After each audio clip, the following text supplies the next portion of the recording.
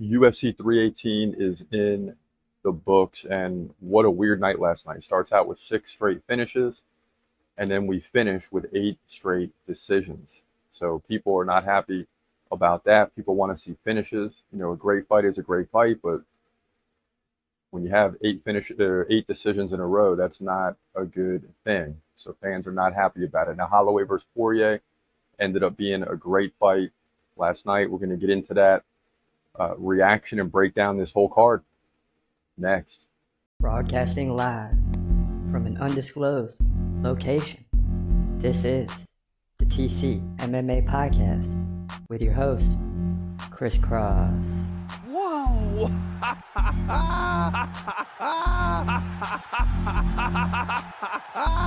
Dana White privilege. Let's go, baby! Let's go! Let's go! Let's go! Let's go, baby! Dana White privilege. Privilege. What up? It's your boy Chris Cross checking in. This is the TCMMA Podcast, the morning after UFC 318, Holloway Poirier 3 at the top. And we told you going into the week, we just like Holloway. I mean, I know what's happened in the past, but we just like Holloway.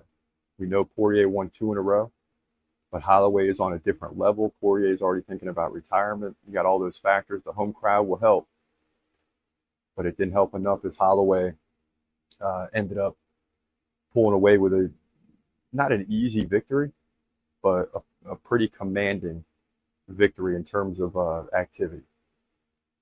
198 to 109 in significant strikes. That's crazy. 103 to 94 in head strikes. So he pulled away with it. 49-46 on 2, 48-47 on the third, and that was the final fight of the night. Obviously, the main event, 8 straight decisions. So we don't have a lot of reactions from the final 8 fights because, they were all decisions. Not really, maybe 1 or 2 controversial, but not really, right? I mean, you also have Paulo Costa winning. We called that one 30-27 on 2. So pretty dominant. D-Rod looked great against Kevin Holland. Both guys wearing themselves out. 29-28, 2-1 for D-Rod across the board. Pitbull beat Dan Ige. I could have done without that fight. Michael Johnson versus Daniel Zellhuber was phenomenal. Michael Johnson, 5.5 to 1 underdog, gets the win. He's 25-19. That's why I say we had Zellhuber because of the 15-2 record. Mexican fighters are always legit, but Michael Johnson was for real in this fight. And let me see the numbers here, the final numbers. 80-52 in significant strikes, 27-19 in head strikes. Yeah, no control time.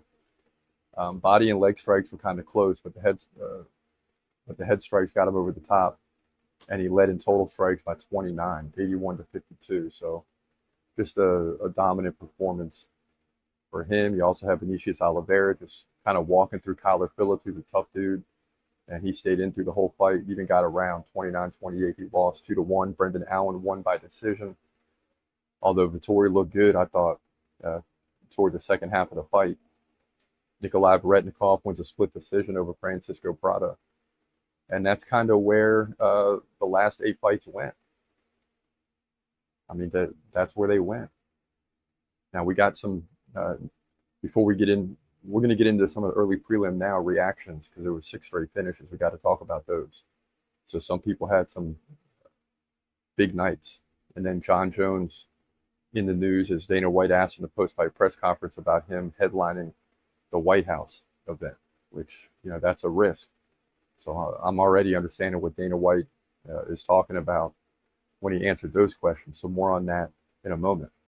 Now, first, let's get into some of these early prelims. We'll start with the first fight, Carly Judice getting a big finish. Check this out. Now it's tied up against the fence. Good fight here. Although Judice is way up. Big right here coming off the ropes, off the fence. Man. And is Cagliari going to make it to the finish? I see her moving a lot side to side. She looks like she's breathing heavy. She takes a left and a right, now a left. Yeah, she's just taking it now. Oh, was that a knee or what? Carly Judice. Woo-hoo! Carly Judice with the finish. And she came in and lowered her head, and I don't know if it was but it looked like it was more of a knee to the body. But Carly Judice, big win here, and I'm sure I got this one wrong. I'm sure I went with Brazil. Judice now 5-2. We got to see this finish. It's kind of like a delayed reaction too, because she went down to come in. I believe it was the knee, unless it was like an upper right before that. And then she just falls back into the fence, and that's it. So here we go. She is.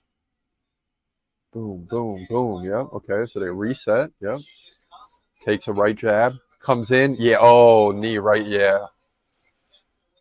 I mean, the knee landed on straight from just under the chin, probably, down to the sternum. So just a nice knee at the right time.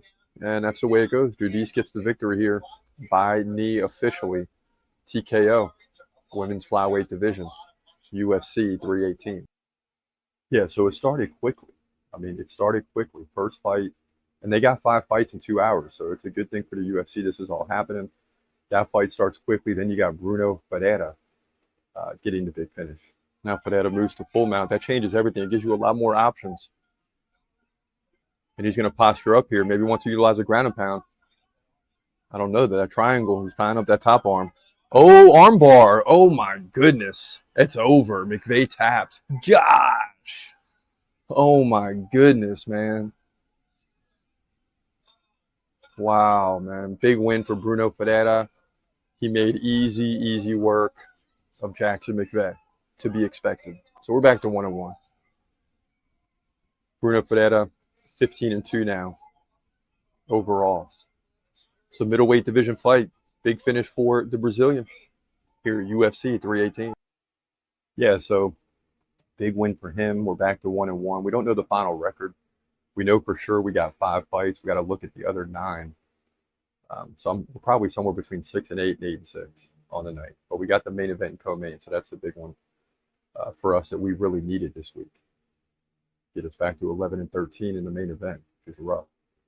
You also had Jimmy Crute, Marcin Prachnio. Here we go. Jimmy Crute now all over Marcin Prachnio. Takes the back. Oh, he's going to lock the arm bar. He doesn't have it all the way. Yeah, no, he doesn't. The head slips out. Boy, that was close, man. Let's see if he can recover. I don't think Prachnio's going to recover, though. It's getting worse. He's just trying to get that outside leg that's over the head locked back in. But Prachnio's in a rough position here eventually. Oh, yeah. I mean, it's not totally locked in, but he taps anyway. He has to. Wow. He had nowhere, he had like a full 360 roll where you could stay in it. And eventually he ran out of the ability to keep turning because of the mat. And that led to the tap. So Jimmy Crute, 14-4 now with a submission here in the first round. And it's been nothing but finish after finish after finish tonight. This one happens in the light heavyweight division at UFC 318.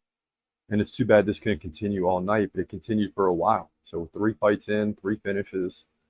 Then you had Adam Fugitt and Islam Dulatov. This is a big finish as well. Now Fugitt just tapping with those leg kicks.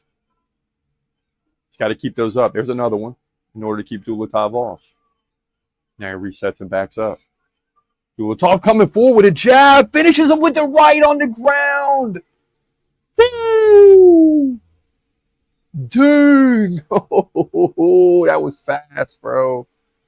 That was fast. And this is going to go down as an epic early prelims here for UFC 318. Hopefully it continues.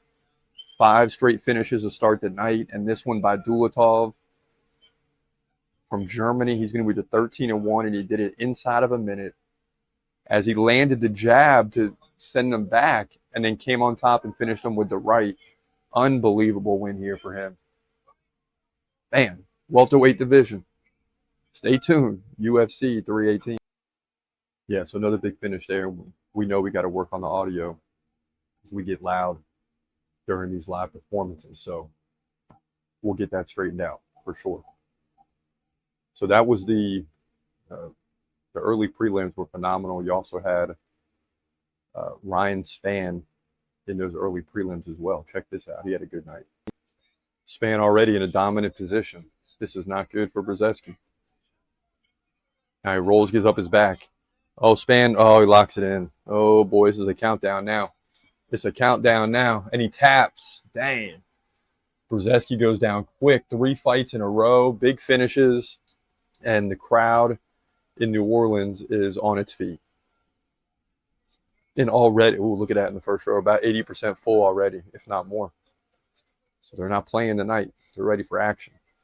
Ryan Superman Spann gets the win. He's going to move to 23-11, and the crowd chanting USA as they get 2 of the first 3. And that's going to be a big storyline to see how that continues throughout the night. But Ryan Superman Spann gets the win here. Heavyweight division, UFC 318. Yeah, so 5 there in the early prelims. Boom, boom, boom, boom, boom, right? Then you get into the prelims, and it's like, can this really continue? We'll see how long we can go. Then you get to Tiba Gautier, and this was a big one. This was a big one. Valentin inviting him in now. Oh, Valentin goes down, back up. But he's still saying, come on, it's not affecting me. But yeah, it is. We're only 34 seconds in. And yeah, oh, Gautier over the top with a big right. Still under a minute. Been all finishes tonight too already. See if it continues here. Nice upper. Oh, and he's pounding away with the left. And Valentin's tough, but how long can he take this? A big knee sends him backwards. And he's seeing power he hasn't seen before, that's clear. And the look in the eyes of Valentin is totally changed. And boy, he's getting ready to go down. And he's down. He's on his knees. Herb Dean looking to step in, and that's it. Atiba Gautier with a huge, huge first round, I guess TKO. Not KO, but TKO of Robert Valentin. Unbelievable. And man, it hasn't stopped since the beginning tonight. A lot of first round finishes. Crazy. The man from Cameroon is now 9-1 here. Middleweight division. UFC 318. Yeah, so, I mean, for the first 6 fights, the thing was going crazy. And as a fan, you get spoiled. There's no question about it. Now, last night wasn't without its challenges, right? As we go into the live stream, things go crazy around me. And this happens once in a great while, a lot less often now. And that's what I say before you come sit in this guest chair, you got to realize, like, when you're here, it's going to be, you're locked in. And sometimes things happen around you. I mean, it's crazy when they happen. Turn it off. That's what I heard last night, right at the beginning of the live stream. Turn it off. Turn it off.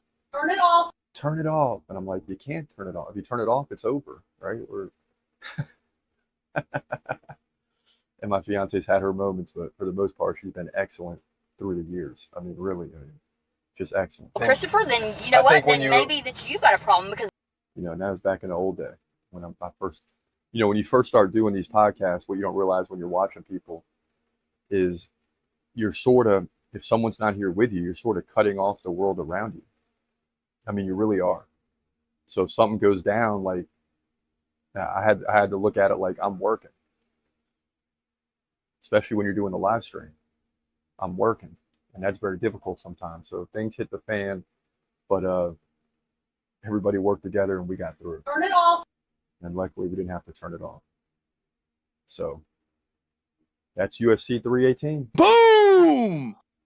I mean, at least for the first 6 fights. Then it kind of got, a little boring with all the decisions. Some good fights in there. The Michael Johnson fight was great. Holloway Poirier was great. Kosa did his thing. I like to see him get the finish, but there were some good fights in there, but all the decisions in a row made it bad. In the post-fight press conference, Dana White obviously asked about John Jones headlining the UFC White House next July 4th, right? 2026. 2026, by the way, is just going to be a phenomenal year with the World Cup coming and UFC at the White. I mean, it's just, think about it. You have the World Cup going on. I believe it starts right around 4th of July, if not earlier. And then you got that going on at the White House. It's just going to be 2026 economically is going to be great because you're going to get a boost. But John Jones at the White House, it's like, I didn't hear exactly how Dana White answered it, but I read some of the storylines and some of the quotes, and it's just as expected, right? There's too much. John Jones wants to perform in front of the president. That's a heck of a retirement fight, but it's just too much risk because John Jones is always delaying things. It appears that way. We don't know what goes on behind the scenes, but it seems like it's just always a delay. There's always an issue. And you want to have someone headlining that card that is pretty much a guarantee. You know what's going to happen. You can't have any shenanigans. And it's already going to be a difficult atmosphere for the UFC to handle anyway because it's outdoors. I mean, it's not like an arena where the sound is already set up. I mean, there's a lot of things they got to do on their own anyway. But now you got to have everything. You got to have the extra sound that the arena already has for you. You got to have that set up as well. So it's going to be a tremendous feat. UFC will knock it out of the park, but you know, you don't want the stresses of John Jones necessarily weighing on that whole process. So that's where Dana White's coming from. And of course, we'll have more news during the week. We got UFC Abu Dhabi around the corner. That goes down at 12 o'clock Eastern this Saturday. So that's going to be an early card. So get ready for that. For now, this is your boy Chris Cross. Appreciate y'all watching. We're going to go back to making predictions. So make sure you subscribe to the channel. For now, have a great day and God bless. Peace.